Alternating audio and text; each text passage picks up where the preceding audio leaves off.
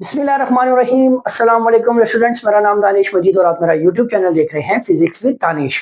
तो बच्चों, जैसा कि आप लोगों को पता है कि हम लोगों ने first year physics unit 8 start किया हुआ है जिसका नाम है हीट एंड थर्मोडायनेमिक्स। और प्रीवियस लेक्चर में मैंने आपके साथ डिस्कस किया था फर्स्ट लॉ ऑफ थर्मोडायनेमिक्स को। ठीक है, तो आज हम लोग क्या करेंगे, फर्स्ट लॉ ऑफ थर्मोडायनेमिक्स की एप्लीकेशंस को स्टडी करेंगे। बच्चों, ये हमारे पास चार एप्लीकेशंस हैं: isobaric process, isochoric process, isothermal process और एडियाबैटिक प्रोसेस। अब इन चारों प्रोसेस को हम लोग वन बाय वन स्टडी करेंगे। अब इनको स्टडी करने का पैटर्न क्या होगा, सबसे पहले हम इनके डेफिनेशंस को समझेंगे, फिर हम लोग डायग्राम के जरिए इसको एक्सप्लेन करेंगे, समझेंगे कि ये एक्चुअल में आइसोबैरिक प्रोसेस या आइसोथर्मल या आइसोकोरिक एक्सप्लेन क्या कर रहा है। उसके बाद हम लोग इसके ऊपर first law of thermodynamics apply करेंगे। क्यों? क्योंकि ये application of first law of thermodynamics है, तो इसके ऊपर first law of thermodynamics apply करना जरूरी है, तो हम उसको भी अप्लाई करेंगे। देन हम इनका एक पीवी ग्राफ ड्रा करेंगे प्रेशर और वॉल्यूम के दरमियान, और उसके बाद फिर हम लोग जो है तो इसी तरह वन बाय वन चारों को इसी तरह एक एक करके स्टडी करेंगे। ठीक है, तो इस तरफ मैंने डेफिनेशंस लिखी हुई है, इस तरफ मैं इन चीजों को एक्सप्लेन करूंगा। तो बढ़ते हैं अपने टॉपिक की तरफ। तो बच्चों, आप लोगों ने क्या करना है कि सबसे पहले तो याद रखना है कि हमारे पास फर्स्ट लॉ ऑफ थर्मोडायनेमिक्स क्या है। फर्स्ट लॉ ऑफ थर्मोडायनेमिक्स को हम लिखते हैं कि जी delta Q is equals to delta U plus W. ये हमारे पास फर्स्ट लॉ ऑफ थर्मोडायनेमिक्स की इक्वेशन है। मैंने प्रीवियस लेक्चर जो है तो इसी के ऊपर डिटेल रिकॉर्ड करवाया हुआ है, और मैं इंशाल्लाह लिंक जो है वो डिस्क्रिप्शन में मेंशन कर दूंगा। अगर आपने ये वीडियो नहीं देखी तो देख लीजिएगा। ठीक है, अच्छा, ये तो हमारे पास आ गया फर्स्ट लॉ ऑफ थर्मोडायनेमिक्स से रिलेटेड बात। अब एक जनरल बात आपको बताना जरूरी है कि देखो बच्चों, हमारे पास ना वेरिएबल्स होते हैं।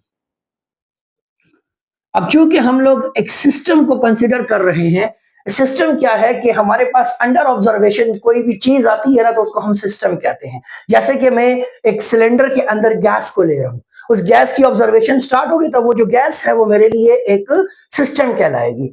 अब उस गैस से रिलेटेड, अब चूंकि हम लोग थर्मोडायनामिक प्रॉपर्टीज को स्टडी करेंगे तो इसीलिए वो एक थर्मोडायनामिक सिस्टम कहलाएगा। ठीक है, अब इसके अंदर हमारे पास ना वेरिएबल्स होते हैं बच्चों। अब थर्मोडायनामिक सिस्टम में हमारे पास चार वेरिएबल है। एक हमारे पास होता है टेम्परेचर, दूसरा हमारे पास होता है प्रेशर, तीसरा हमारे पास है वॉल्यूम, और चौथा है हमारे पास अमाउंट ऑफ सब्सटेंस। ठीक हो गया।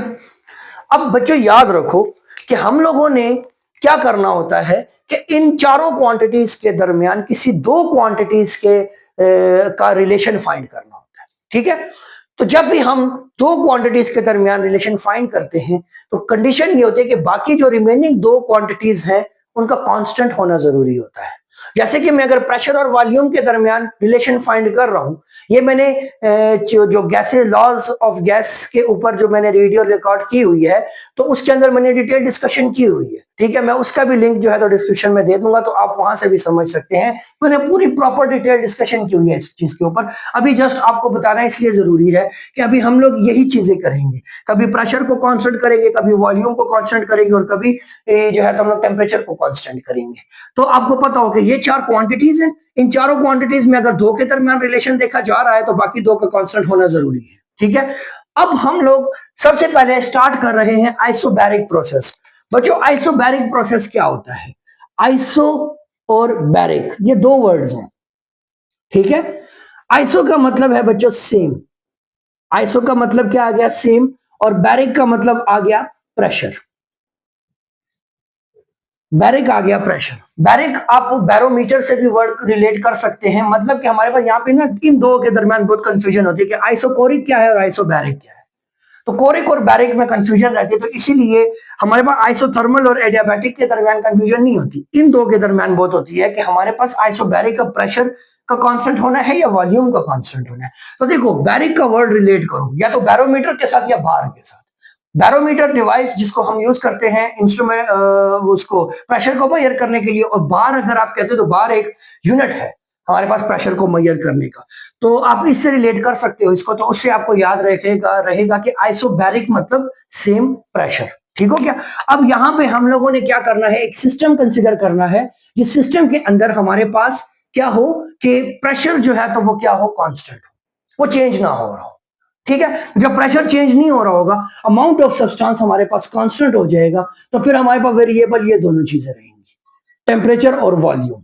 ठीक है, अब टेम्परेचर और वॉल्यूम अगर चेंज हो रहा है तो फिर हम उसके ऊपर फर्स्ट लॉ ऑफ थर्मोडायनामिक्स को अप्लाई करके तो एक फाइनल इक्वेशन डिराइव करेंगे। तो सबसे पहले हम लोग क्या करते हैं, डेफिनेशन में हमने क्या लिखा कि a thermodynamic process in which pressure of the system remains constant throughout the process. Throughout the process हमारे पास जो है तो प्रेशर ऑफ द सिस्टम जो है वो कांस्टेंट रहे, तो ऐसे प्रोसेस को हम लोग आइसोबैरिक प्रोसेस कहते हैं। ठीक हो गया। अच्छा, अब देखें हम लोग एक सिस्टम कंसिडर कर लेते हैं। लेट्स सपोज मेरे पास ये एक कंटेनर है। कंटेनर मतलब कोई भी सिलेंडर है जिसके अंदर हमने गैस फिल की हुई है। ठीक है, इसको हम यूं ड्रॉ कर लेते हैं। सही हो गया। अच्छा, इसके ये वाली जो साइड होगी ये इंसुलेटिंग साइड होगी। इंसुलेटिंग से मुराद कि यहां से हीट बाहर नहीं जा सकती, और ये वाली साइड भी इसकी एक इंसुलेटिंग साइड होगी। इसको हम लोग कंडक्टिंग साइड रखेंगे क्योंकि यहां से नीचे से हम लोग इसको हीट प्रोवाइड करेंगे। अब मेरे पास यहाँ पे एक पिस्टन लगा हुआ है, एक पिस्टन लगा हुआ है, और ये पिस्टन भी जो है तो ये इंसुलेटिंग मटेरियल से बना हुआ है ताकि इससे भी हीट हमारे पास बाहर न जा सके, और इधर अंदर मेरे पास गैस मॉलिक्यूल्स मौजूद है। सही हो गया। अच्छा, अब मैंने जो कि प्रेशर को कांस्टेंट रखना है तो मैं यहाँ पे एक मैस को प्लेस कर देता हूँ, एक ऑब्जेक्ट को प्लेस कर देता हूँ जिसका मैस m है। वो थ्रू आउट इस एरिया के ऊपर, पिस्टन का जो एरिया है वो भी चेंज नहीं हो रहा, मास ऑफ द ऑब्जेक्ट भी चेंज नहीं हो रहा, तो एक कांस्टेंट प्रेशर इस पिस्टन के ऊपर अप्लाई होता रहेगा। ठीक है, तो अब हम लोग क्या करते हैं कि यहां से इस सिस्टम को हीट प्रोवाइड कर देते हैं। अब मैंने इस सिस्टम को यहां से हीट प्रोवाइड की विच इज डेल्टा क्यू। सही हो गया। अब आपने याद रखना है कि इनिशियली इसकी जो इंटरनल एनर्जी होगी सिस्टम की उसको हम U1 कह देते हैं। ठीक है, और ये पिस्टन पड़ा है पॉइंट ए के ऊपर। अब जैसे ही मेरे पास इस सिस्टम के अंदर हीट इंटर करेगी, तो हीट जब इंटर करेगी तो हमारे पास दो काम होंगे। वो देखो, वो हीट जाया नहीं होती। थर्मोडायनामिक्स के फर्स्ट लॉ ने हमें यही बताया कि वो हीट जो कि आप किसी भी सिस्टम को प्रोवाइड करते हो तो वो यहाँ पे एक तो सिस्टम की इंटरनल एनर्जी को चेंज होने में यूटिलाइज होती है, दूसरा वो एक वर्क परफॉर्म करती है। ठीक हो गया। तो अब क्या होगा कि मेरे पास यहां पे जैसे ही हीट इंटर होगी इसकी इंटरनल एनर्जी में चेंज आएगा। इंटरनल एनर्जी में चेंज आने का मतलब है कि इसके टेम्परेचर में चेंज आ रहा है, टेम्परेचर इंक्रीज हो रहा है। तो अब यहाँ पे ये मॉलिक्यूल जो है तो जाके इस पिस्टन के साथ कोलाइड करेंगे, जिसकी वजह से एक फोर्स एग्जर्ट होगी और मेरे पास ये पिस्टन मूव करके इस पॉइंट पे आ जाएगा। ठीक है, अब मेरे पास पिस्टन जो है तो वो मूव करके इधर आ गया, और ये मैस जो है तो इसके ऊपर इसी तरह पड़ा हुआ है। तो मतलब कि मैस चेंज नहीं हुआ, area of the piston change नहीं हुआ, तो प्रेशर मेरे पास कांस्टेंट है, और ये गैस मॉलिक्यूल जो है तो इधर तक पहुंच के आ गया। ठीक हो गया। अच्छा, अब क्या होगा कि अब मैंने इसके ऊपर first law of thermodynamics apply करना है। अब देखिए, पिस्टन मेरे पास पॉइंट ए से मूव करके पॉइंट बी तक चला गया। पहले इनकी कंडीशंस को पूरा कर लेते हैं। U1 इंटरनल एनर्जी थी, चेंज होकर U2 बन गई, तो मतलब कि यहां पे मेरे पास हीट की वजह से चेंज इन इंटरनल एनर्जी भी हो गया। ठीक है, अब इसने पॉइंट ए से पॉइंट बी तक let's suppose delta Y distance cover किया, हाइट कवर की इस पिस्टन ने। सही हो गया। अब मैं क्या करता हूं कि मैं फर्स्ट लॉ ऑफ थर्मोडायनामिक्स को यहां पे अप्लाई करता हूं। हम करते हैं जी apply first law of thermodynamics. ठीक है। अच्छा, हम लोग लिख लेते हैं यहां पे जी कि delta Q is equals to change in internal energy plus work done. सही हो गया। अब देखो, इंटरनल हीट हमने प्रोवाइड की, सिस्टम के अंदर हीट में चेंज आया तो हम कहेंगे जी हाँ आया। उसकी वजह से इंटरनल एनर्जी में चेंज आया तो हमने देखा यस उसका टेम्परेचर इंक्रीज हो रहा है, सो इट्स मीन कि इसकी इंटरनल एनर्जी में भी चेंज आया। अच्छा, अब मेरे पास डेल्टा वाई है। डेल्टा वाई इसने डिस्टेंस कवर किया है, हाइट कवर की है इस पिस्टन ने, और इसके ऊपर फोर्स भी अप्लाई हुई है। ठीक हो गया। तो फोर्स इनटू डिस्प्लेसमेंट, तो वर्क भी हुआ है, तो हम कहेंगे हाँ जी वर्क हुआ है। अब हम इस इक्वेशन को लिखेंगे कैसे, तो हम पहले वर्क के लिए वैल्यू निकाल लेते हैं। अब ये भी मेरा एक वीडियो रिकॉर्ड है, work done on the system और बाय द सिस्टम, उसका लिंक भी मैं मेंशन कर दूंगा, आपने वो वीडियो अगर नहीं देखी तो वो भी देख लें कि हम वर्क को लिखते हैं प्रेशर इंटू डेल्टा वी। ठीक है, अब सिंपली हमारे पास P इंटू डेल्टा वी के अकॉर्डिंगली हमारे इक्वल हो जाता है वर्क। तो मैं इस इक्वेशन को यू कर दूंगा, delta Q is equal to delta U plus P into del V. ये मेरे पास आ गई। जब हमारे पास प्रेशर को कांस्टेंट कर दिया जाए तो मेरे पास जो हीट सिस्टम में इंटर होगी तो वो इंटरनल एनर्जी को भी चेंज करेगी और वर्क भी परफॉर्म होगा। तो हमारे पास आइसोबैरिक प्रोसेस के अंदर अगर प्रेशर कांस्टेंट भी है तो वर्क भी परफॉर्म हो रहा है और हीट भी जो है तो वो इंटर हो रही है, जिसकी वजह से इंटरनल एनर्जी भी चेंज हो रही है। अब अगर मैं इसी प्रोसेस को उल्टा कर दूं, अब देखो ये पॉजिटिव है, पॉजिटिव का मतलब क्या कि हीट सिस्टम में इंटर हो रही है और इंटरनल एनर्जी में चेंज आ रहा है, तो इंक्रीजिंग चेंज आ रहा है क्योंकि प्लस है और साथ में plus work done by the system हो रहा है। जो सिस्टम जो है तो वो क्या कर रहा है, वर्क कर रहा है। ये ऑब्जेक्ट देखो पहले यहां पे पड़ा हुआ था, यहां से पिस्टन मूव हुआ तो ये ऑब्जेक्ट इधर चला गया पिस्टन के साथ अलॉन्ग विद पिस्टन। तो पिस्टन क्यों मूव हुआ, क्योंकि सिस्टम ने वर्क किया है उस पिस्टन के ऊपर। सही हो गया। तो ये हमारे पास कॉन्सेप्ट था आइसोबैरिक प्रोसेस का। अब अगर मैं इसका पीवी ग्राफ ड्रॉ करूं तो पीवी ग्राफ अगर हम ड्रॉ करें तो मैं एक तरफ प्रेशर को ले लूंगा, एक तरफ वॉल्यूम को ले लूंगा। ठीक है, अब मेरे पास एक इनिशियल पॉइंट है जहां पे इसका प्रेशर P1 है, वॉल्यूम V1 है और टेम्परेचर T1 है। ठीक है, लेट सपोज वो पॉइंट ये है जहां पे मेरे पास वॉल्यूम V1 है और प्रेशर P1 है। ठीक है, और टेम्परेचर यहां का T1 हो जाएगा। सही हो गया। अब मैंने क्या किया, इसको हीट प्रोवाइड की, हीट प्रोवाइड की तो अब ये एक फाइनल पोजीशन में चला गया जहां पे अब प्रेशर चूंकि चेंज नहीं हो रहा तो प्रेशर P1 ही रहेगा बट वॉल्यूम V2 हो जाएगा और टेम्परेचर T2 हो जाएगा। सही हो गया। तो अब वॉल्यूम चेंज होगा तो वॉल्यूम मेरे पास चेंज हो गया, वो यहां से मूव करके इधर आ गया। ये जी मेरे पास V2 आ गया, यहाँ पे टेम्परेचर T2 हो जाएगा बट इसका प्रेशर P1 ही रहेगा। ठीक है, तो इसका हमारे पास जो पीवी ग्राफ बनेगा वो इस तरह बनेगा, parallel to the X axis बनेगा, जो कि हमें ये शो कर रहा है कि हमारे पास प्रेशर में चेंज नहीं आ रहा, वॉल्यूम में चेंज आएगा। टेम्परेचर में चेंज आया जिसकी वजह से वॉल्यूम चेंज हो गया, अब प्रेशर कांस्टेंट है। अब देखो मैंने आपको जो इनिशियल बात की कि 4 वेरिएबल्स है, अब यहाँ पे प्रेशर और टेम्परेचर चेंज हो रहे हैं और वॉल्यूम और टेम्परेचर और बट प्रेशर भी कांस्टेंट और अमाउंट ऑफ सब्सटेंस भी कांस्टेंट है। ठीक है, तो ये हमारे पास क्या है, आइसोबैरिक प्रोसेस। अब बढ़ते हैं आइसोकोरिक प्रोसेस की तरफ। ये आप लोगों ने अगर नोट नहीं किया तो आप वीडियो को पॉज करके ना तो इसको नोट भी कर सकते हैं कोई मसले की बात नहीं है। कोई भी क्वेश्चन हो तो आप लोग कमेंट करके जरूर पूछा करें। ठीक है बच्चों।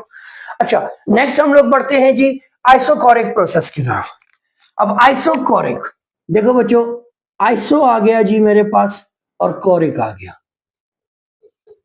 ठीक है, आइसो हम कहते हैं सेम को, आइसो का मतलब तो आ गया जी सेम। कोरिक कहा जाता है वॉल्यूम को भी कहते हैं या स्पेस को भी कहते हैं। ठीक है, अब चूंकि हम लोग यहाँ पे वॉल्यूम कंसीडर कर रहे हैं तो हम लोग कहेंगे जी सेम वॉल्यूम। तो अब इसकी डेफिनेशन क्या बनेगी, a thermodynamic process in which volume of the system remains constant. अब हमारे पास एक ऐसा सिस्टम, थर्मोडायनामिक सिस्टम, जिसके अंदर वॉल्यूम ऑफ द गैस जो है या वॉल्यूम ऑफ द सिस्टम जो है तो वो चेंज ना हो। ठीक हो गया। अब इसके लिए भी हम लोग क्या करेंगे, सेम उसी तरह हमने एक कंटेनर कंसीडर कर लिया इस तरह और हमने यहां पे उसको कनेक्ट कर दिया। लेट्स सपोज यहां पे मेरे पास एक पिस्टन लगा हुआ है। ठीक है, अब ये पिस्टन जो है तो ये इंसुलेटिंग मटेरियल का है और ये मेरे पास जो वॉल ऑफ कंटेनर जो है ये भी इंसुलेटिंग मटेरियल है और ये भी इंसुलेटिंग मटेरियल है, ताकि यहां से हीट जो है तो वो बाहर ना जा सके। और इसको हम कंडक्टिंग मटेरियल रखेंगे ताकि हम हीट को एंटर करें। और यहाँ पे मेरे पास गैस मॉलिक्यूल्स हैं। ठीक है, अब यहां से चूंकि हम लोगों ने क्या कर दिया है, इस पिस्टन को इस पॉइंट के ऊपर हम लोग फिक्स कर देंगे। पिस्टन अब हो गया है फिक्स। जब पिस्टन फिक्स हो गया है तो अब क्या होगा, देखो मैं यहां से हीट प्रोवाइड कर रहा हूं, जब मैंने हीट प्रोवाइड की डेल्टा क्यू, तो डेल क्यू हीट जब प्रोवाइड हुई तो हमारे पास क्या होगा, इसकी इंटरनल एनर्जी पहले U1 है, तो जैसे जैसे इसका टेम्परेचर बढ़ रहा है बढ़ रहा है बढ़ रहा है, इसकी इंटरनल एनर्जी U2 हो जाएगी। इंटरनल एनर्जी में चेंज आया बिकॉज टेम्परेचर इंक्रीज हो रहा है। अब चूंकि ये क्या करेंगे, ये मॉलिक्यूल्स जाके इस वॉल को क्या करेंगे, हिट करना शुरू करेंगे। वॉल को जब वो हिट करना शुरू करेंगे तो उस हिटिंग की वजह से अब इस गैस का चूंकि वॉल्यूम चेंज नहीं हो रहा, प्रीवियसली क्या हो रहा था, वॉल्यूम चेंज हो गया तो प्रेशर कांस्टेंट हो गया, ऐसा ही था ना। तो यहां पे अब वॉल्यूम चेंज नहीं हो रहा, तो जब वॉल्यूम चेंज नहीं हो रहा तो इट्स मीन कि हमारे पास यहां पे क्या होगा, प्रेशर इंक्रीज होगा। अब प्रेशर इंक्रीज होगा तो यहां पे जो पहले इनिशियल इसका प्रेशर P1 है तो अब वो P2 पे चला जाएगा, टेम्परेचर T1 है तो वो T2 पे चला जाएगा, ठीक हो गया। वॉल्यूम इसका V1 है तो वो यहां पे भी V1 ही रहेगा क्योंकि वॉल्यूम चेंज नहीं हो रहा। अब हम लोग क्या करते हैं, फर्स्ट लॉ ऑफ थर्मोडायनामिक्स को यहां पे अप्लाई करते हैं। तो अब मैं लिखता हूं कि जी apply first law of thermodynamics, first law of thermodynamics को हम अप्लाई करते हैं। अब मेरे पास फर्स्ट लॉ ऑफ थर्मोडायनेमिक्स क्या है, delta Q is equal to delta U plus W. W की जगह पे मैं डायरेक्टली वैल्यू लिख लेता हूं, ठीक है, हम लोग पी इंटू डेल्टा वी कर देते हैं, ठीक है।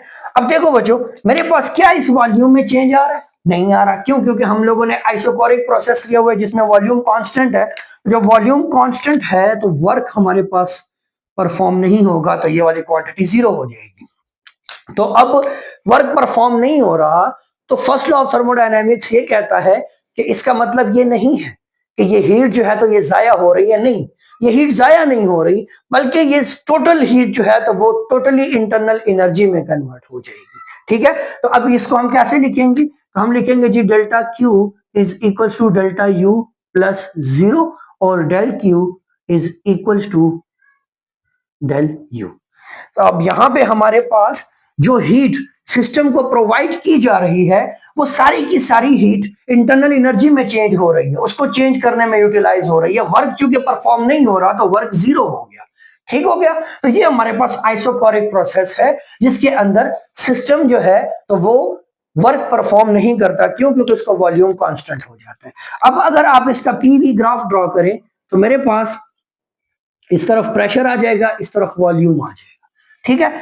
अब मेरे पास इनिशियल एक पॉइंट है यहां पे, जहां पे मेरे पास वॉल्यूम जो है वो V1 हो जाएगा और प्रेशर जो है तो वो क्या हो जाएगा, P1 हो जाएगा और टेम्परेचर इसका T1 हो जाएगा, ठीक हो गया। अब इस पॉइंट से मेरे पास ये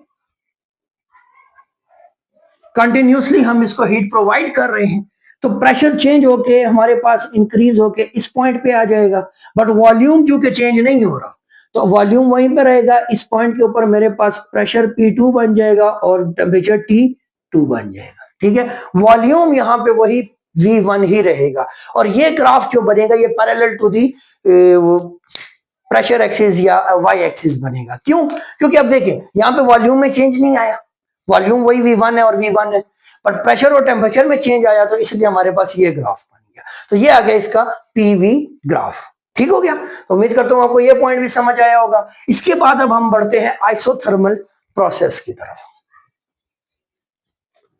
आइसोथर्मल प्रोसेस क्या है इसको समझेंगे और उसका पीवी ग्राफ ड्रा करेंगे। आइसोथर्मल और एडियाबैटिक, इसमें फिर हमारे पास ना बच्चों दो चीजें आती हैं, ठीक है। आइसोथर्मल प्रोसेस के अंदर ना हम लोग बात करते हैं दो चीजों की। एक हम बात करते हैं आइसोथर्मल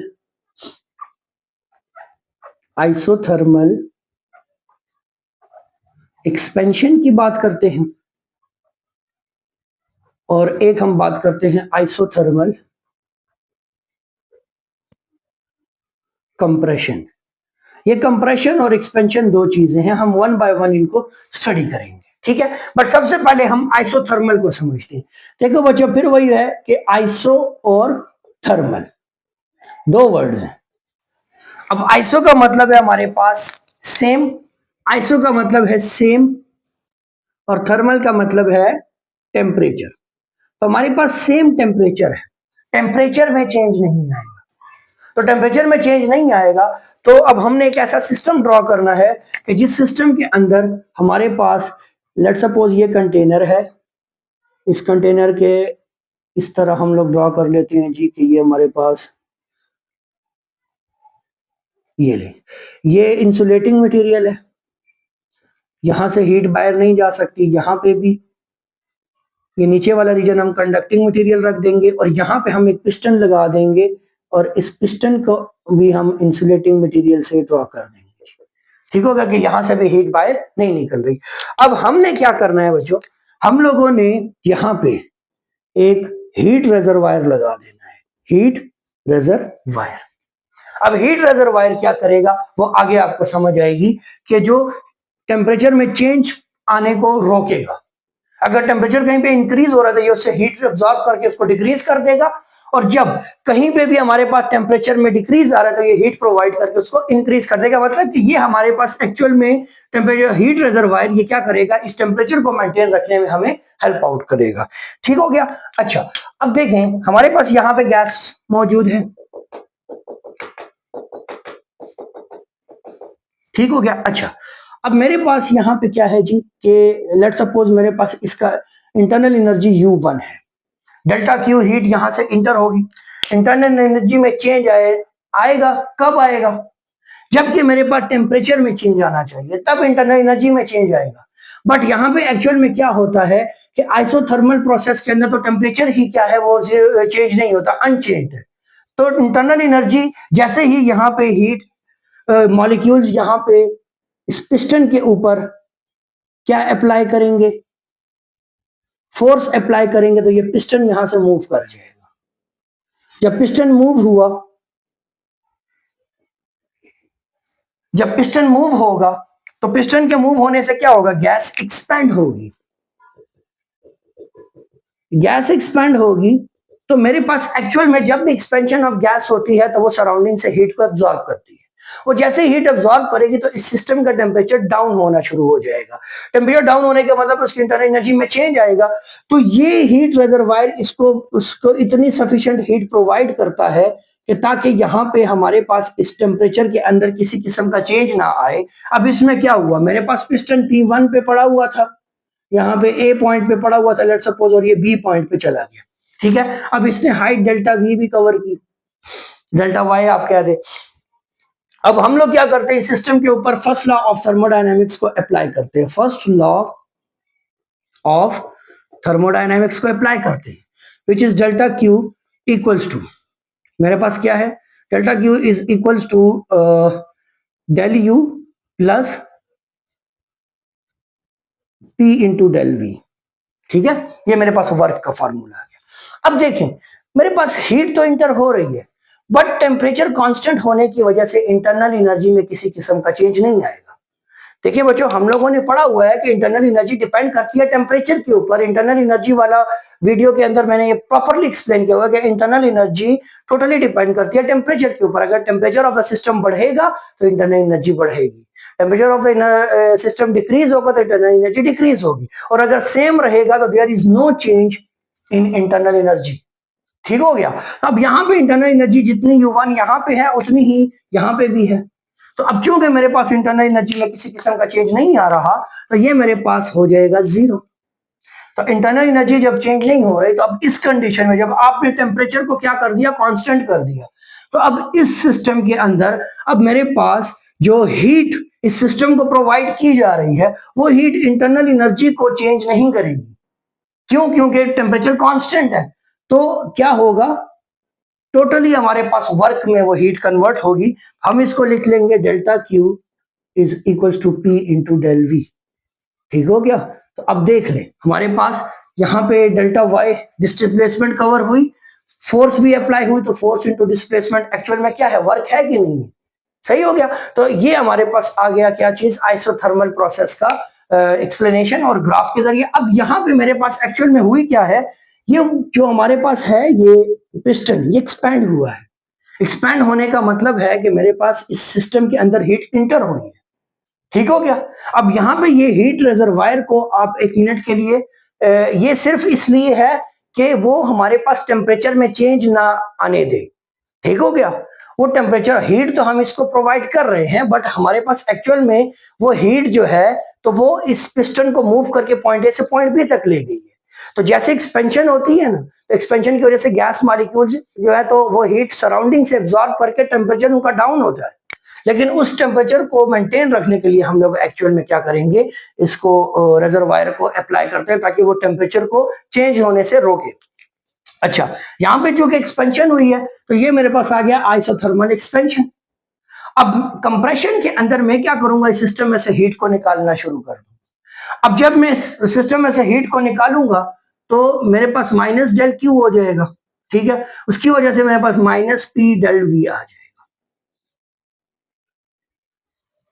सही हो गया। अब ये क्या मतलब है, देखो हीट इंटर हो रही है पॉजिटिव, तो वर्क डन पॉजिटिव होने का मतलब क्या है कि system is performing work on the surroundings. तो यहां पे हो जाएगा work done by the system, ठीक हो गया। और नेगेटिव का मतलब है कि मैं हीट को निकाल रहा हूं सिस्टम में से।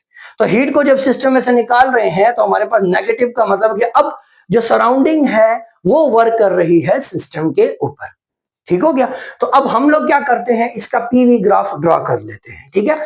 तो पीवी ग्राफ इसका कैसे ड्रॉ होगा, मेरे पास यहाँ पे प्रेशर आ गया, यहाँ पे मेरे पास वॉल्यूम आ गया, ठीक है। अच्छा, अब इनिशियली मेरे पास लेट सपोज ये वो पॉइंट है जहां पे मेरे पास वॉल्यूम V1 है और प्रेशर P1 है। और बल्कि सब सॉरी, मैं थोड़ा सा गलत हो गया। अब जाहिर बात है कम वॉल्यूम है तो प्रेशर ज्यादा होगा, ठीक हो गया। तो अब हम लोग इसको यूं कर देते हैं, इसको आप यूं कर दें। अच्छा, लेट सपोज ये मेरे पास पॉइंट है ये वाला। अब यहां पे मेरे पास वॉल्यूम V1 बन जाएगा और प्रेशर जो है तो वो P1 बन जाएगा, ठीक हो गया। अच्छा, ये क्यों, क्योंकि देखिए वॉल्यूम और प्रेशर का इनवर्स रिलेशन होता है। अगर मेरे पास वॉल्यूम कम है तो प्रेशर ज्यादा होगा, ठीक है। अब जैसे जैसे हम क्या कर रहे हैं, वॉल्यूम हीट प्रोवाइड कर रहे हैं तो यहाँ पे वर्क हो रहा है, वर्क हो रहा है तो ये पिस्टन मूव कर रहा है, तो इसका वॉल्यूम बढ़ता जा रहा है, बढ़ता जा रहा है, बढ़ता जा रहा है। लेट्स सपोज वॉल्यूम बढ़ के इस पॉइंट पे आ गया, ठीक हो गया। यहाँ पे मेरे पास V2 हो गया। अब चूंकि बॉयल्स लॉ ने हमें क्या बताया हो कि there is inverse relation between pressure and volume, तो अब मैंने टेम्परेचर को कांस्टेंट किया हुआ है, तो टेम्परेचर को कांस्टेंट किया तो प्रेशर और वॉल्यूम के दरमियान रिलेशन देख रहे हैं। तो अब मेरे पास ये ग्राफ जो है ये मेरे पास यहां से यूं एक कर्व बनेगा लाइक दिस। जैसे जैसे हम लोग क्या कर रहे हैं, वॉल्यूम को प्रेशर को इंक्रीज कर रहे, वॉल्यूम को इंक्रीज कर रहे हैं। तो चले मैं इसको प्रॉपर बना लूं, इसको हम लोग यहां से इस पॉइंट पे ले आते हैं, ठीक है, ये लेंगे। अब यहां पे मेरे पास जो प्रेशर है वो क्या बन जाएगा, P2 बन जाएगा, ठीक हो गया।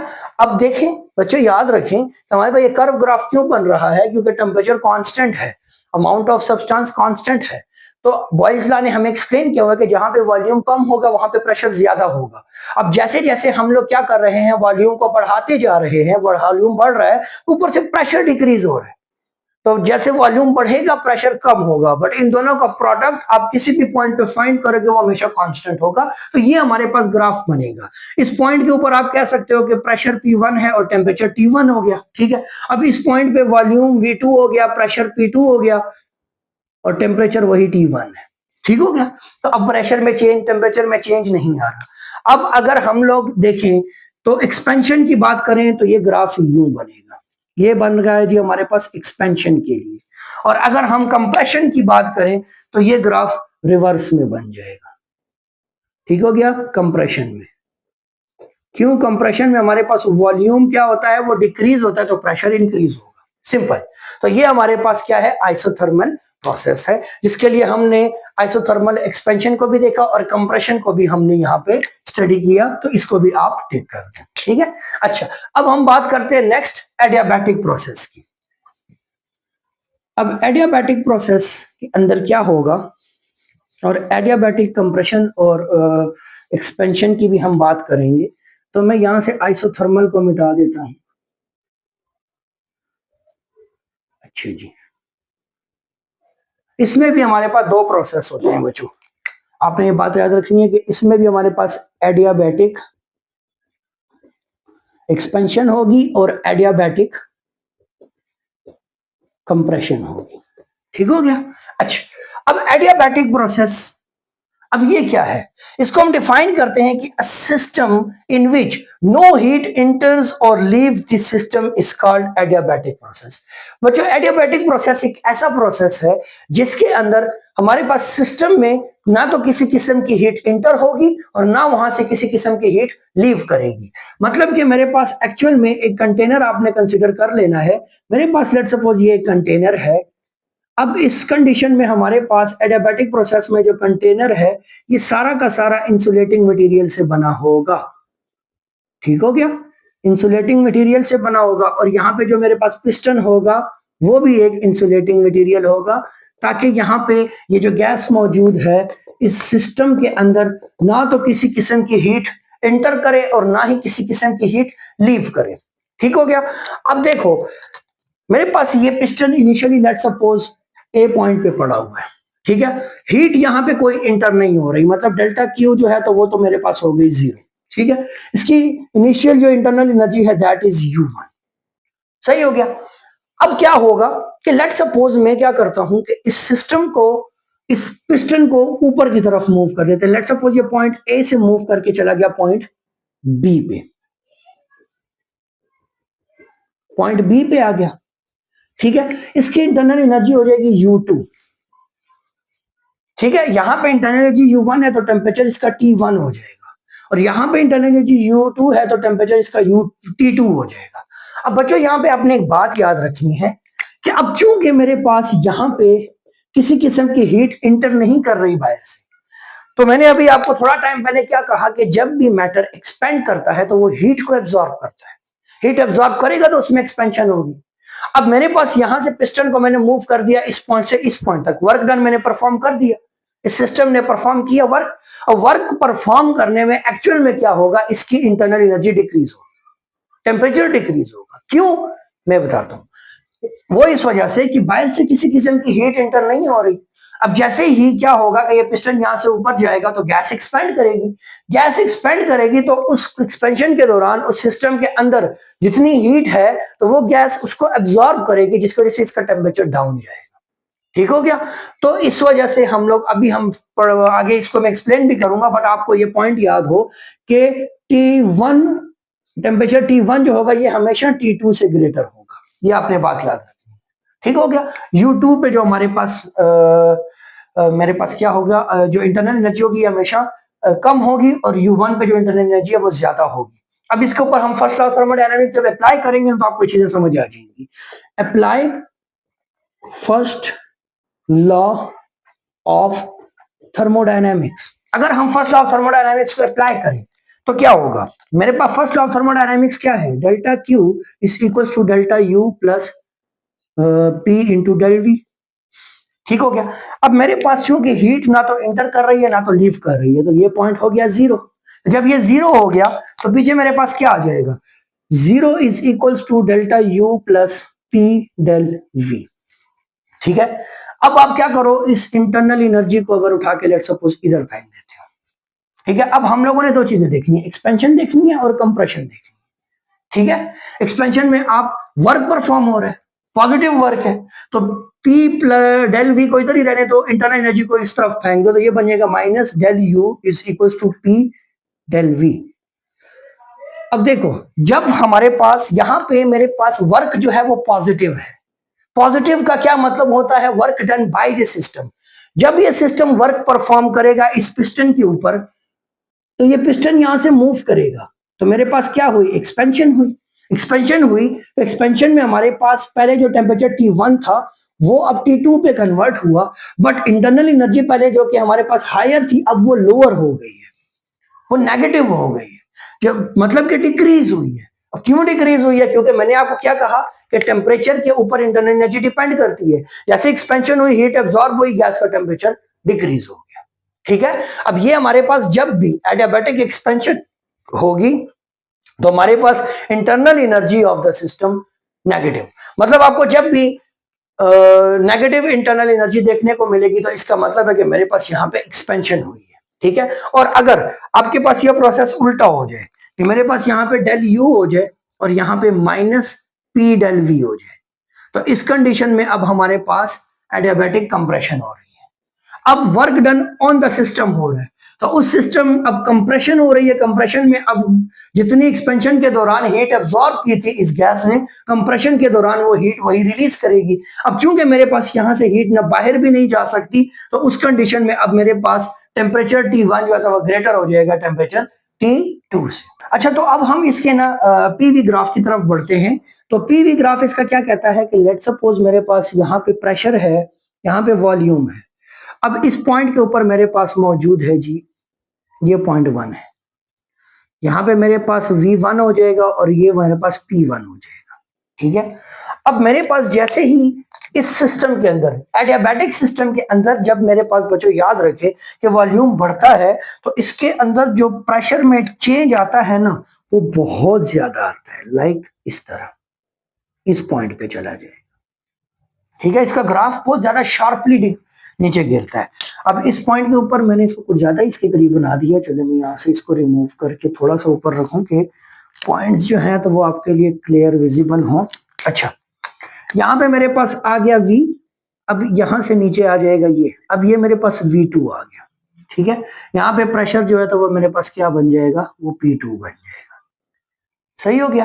और टेम्परेचर यहाँ पे T1 है, यहाँ पे T2 हो जाएगा। टेम्परेचर में भी चेंज आएगा। सही हो गया। तो ये मेरे पास इसका पीवी ग्राफ बनता है। अब यहाँ पे बच्चों आपको मैं थोड़ा सा इन दोनों के ग्राफ्स को ना रिलेट कर दूं कि आइसोथर्मल प्रोसेस और एडियाबैटिक प्रोसेस के अंदर ये ग्राफ जो है तो ये हम कैसे रिलेट करते हैं। ये एक क्वेश्चन प्रीवियस एग्जाम्स में भी आया था कि हमारे पास ये जो एडियाबैटिक प्रोसेस है, इसका ये जो ग्राफ है ये इतना शार्पली डिक्रीज क्यों होता है कंपैरेटिवली कि हमारे पास हम बात करें आइसोथर्मल प्रोसेस की। ठीक है। तो अब मैं यहाँ पे ना एक पीवी ग्राफ कंसीडर कर लेता हूँ। ठीक है। अब एक पॉइंट हम कंसीडर कर लेते हैं जी, ये वाला पॉइंट जहां पे मेरे पास लेट सपोज प्रेशर जो है तो वो क्या हो जाएगा जी, लेट सपोज P1 हो गया। प्रेशर मेरे पास इस पॉइंट पे P1 हो गया और इसी पॉइंट पे मैं वॉल्यूम को कंसीडर कर लेता हूं जी, वो P2 हो गया। सॉरी, वॉल्यूम V1 हो जाएगा।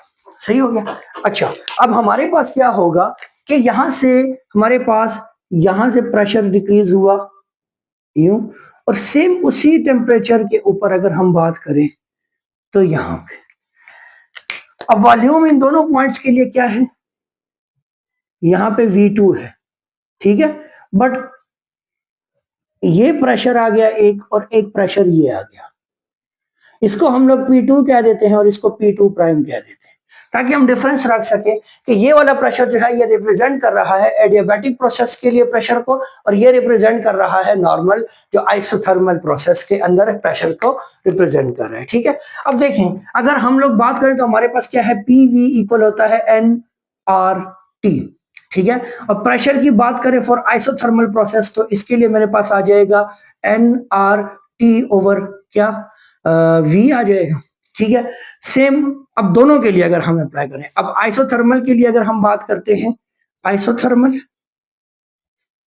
और दूसरी तरफ हमारे पास है एडियाबैटिक। ठीक हो गया। आइसोथर्मल के लिए प्रेशर का फार्मूला क्या बनेगा, P2 का फार्मूला बनेगा जी के nRT डिवाइडेड बाय यहाँ पे T2 हो जाएगा और डिवाइडेड बाय V। ठीक हो गया। और यहाँ वॉल्यूम भी V2 है। और एडियाबैटिक के लिए P2 प्राइम बन जाएगा nRT2 T2 divided by V2। ठीक है। अब इन दोनों में nR और V को दोनों के लिए कॉमन कर दो। चलो, वॉल्यूम दोनों के लिए सेम पॉइंट पे ना, ये तीनों चीजें दोनों के लिए कांस्टेंट है। अब दोनों डिपेंड कर रहे हैं किसके ऊपर, टेम्परेचर के ऊपर, T2 टेम्परेचर के ऊपर और T2 टेम्परेचर के ऊपर। ठीक है। अब एडियाबैटिक प्रोसेस में हमने पढ़ा है कि T1 जो है तो वो ग्रेटर है किससे, T2 से। और आइसोथर्मल में हम कहते हैं कि आइसोथर्मल में हम क्या कहते हैं कि T1 जो है तो वो इक्वल है T2 के। तो दोनों पॉइंट्स के ऊपर टेम्परेचर सेम है। बट एडियाबैटिक प्रोसेस में दोनों पॉइंट्स के ऊपर टेम्परेचर सेम नहीं है, तो जिसकी वजह से यहाँ पे प्रेशर में ज्यादा डिक्रीज आता है और आइसोथर्मल में प्रेशर में कम डिक्रीज आता है। ठीक हो गया। तो ये बच्चों आपके पास कॉन्सेप्ट था सारा का सारा, applications of first law of thermodynamics. तो उम्मीद करूंगा कि आपको ये सारा का सारा कॉन्सेप्ट इजीली समझ आया होगा। बच्चों कोई भी क्वेश्चन हो, कोई क्यूरी हो तो मुझे कमेंट करके जरूर बताया करें। चैनल पे अगर आप न्यू हैं तो चैनल को सब्सक्राइब जरूर कीजिएगा। अगर वीडियो पसंद आए तो इसको लाइक और अपने दोस्तों के साथ तो लाजमी शेयर कीजिएगा। ठीक हो गया। तो नेक्स्ट वीडियो तक आप अपना ख्याल रखना है, तब तक के लिए अल्लाह हाफिज।